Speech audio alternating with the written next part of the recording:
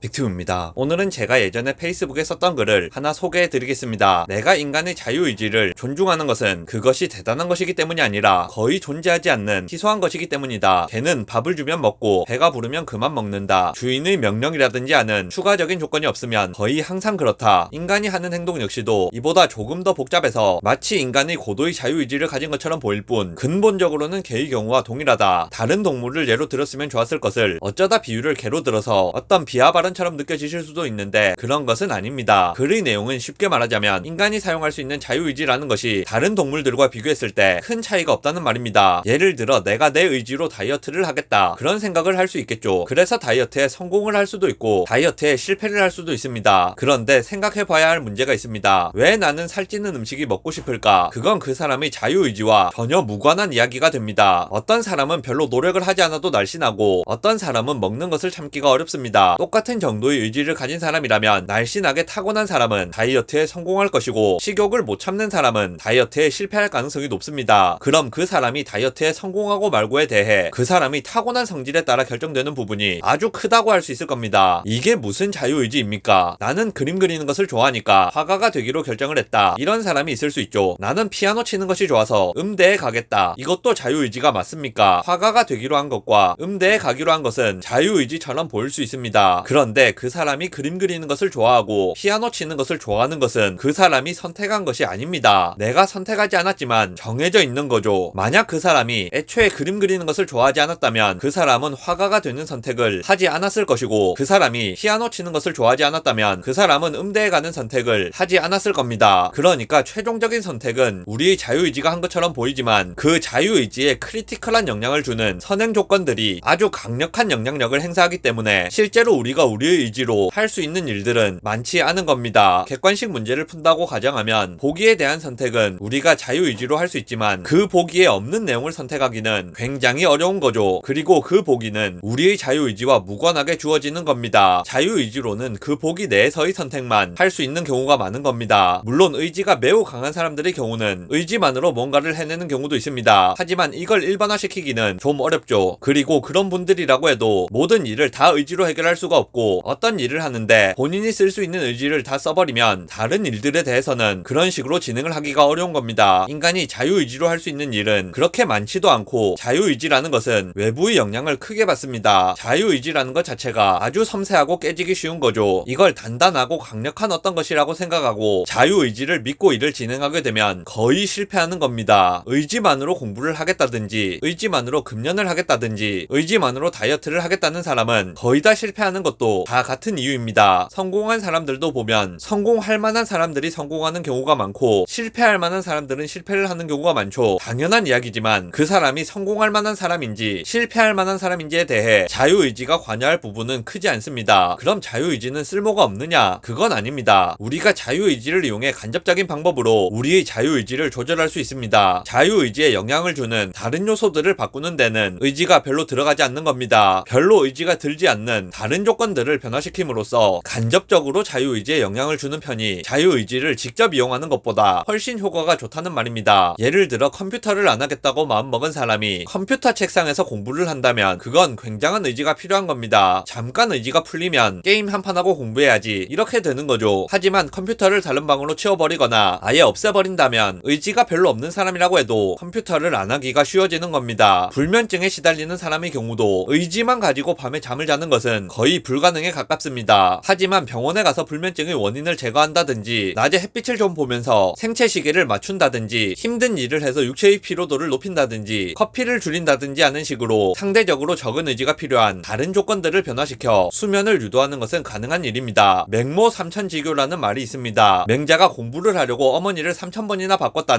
맹자의 어머니가 맹자의 교육을 위해 이사를 3번이나 갔었죠. 아무리 맹자라고 할지라도 환경 조건이 좋지 않은데 자유의지만으로 공부를 하는 것은 힘든 일입니다. 반면에 공부하기가 좋은 환경에서는 같은 자유의지를 가지고도 공부를 열심히 해서 훌륭한 사람이 될 수 있는 겁니다. 밤과 술이 있는 한 남녀 사이에 영원한 친구는 없다 라는 명언이 있습니다. 남녀 사이에 밤과 술이 들어가게 된다면 사고가 날 확률이 높아진다는 말입니다. 그런데 밤과 술이 있어도 아무 일이 없는 관계도 분명히 존재합니다. 겁니다. 서로가 서로에게 전혀 매력을 못 느낄 수 있죠. 그런데 생각을 한번 해보겠습니다. 내가 이러이러한 사람에게 끌리는 것은 내 자유의지입니까? 그리고 그 사람이 거기에 맞지 않는 조건을 가진 것은 그 사람의 자유의지입니까? 그렇다고 보기는 어려울 겁니다. 내가 그 사람에게 매력을 못 느끼는 것은 내 자유의지와는 무관한 일입니다. 내 자유의지로 이루어진 행동이지만 사실은 더 큰 요소들이 내 자유의지를 결정해버린 겁니다. 그러니까 밤과 술이 있을 때 남녀 사이에 친구가 될 수 있을지 친구가 아니게 될지에 대해서도 같은 법칙이 적용되는 겁니다. 밤과 술이 있는 한 남녀 사이에 영원한 친구는 없다 라는 명언은 밤과 술을 가져다 놓고 자유의지만으로 사고를 예방하는 것은 굉장히 어렵다는 말을 그런 식으로 표현한 거죠. 사고를 미연에 방지하기 위해서는 밤과 술이라는 환경 요소를 없애야 하는 겁니다. 물론 사고를 방지할 생각이 없는 사람들이 예측 가능한 결과를 유도하기 위해 그런 환경 요소를 적용해 놓는 것은 아주 좋다고 생각합니다. 영상 요약하겠습니다. 인간의 자유의지로 직접 할 수 있는 일은 생각보다 많지 않습니다. 인간의 자유의지를 믿고 전공법으로 문제를 해결하는 것보다는 간접적인 방법으로 우회를 하는 편이 목적을 이루는데 더 좋은 방법이 될 수 있습니다.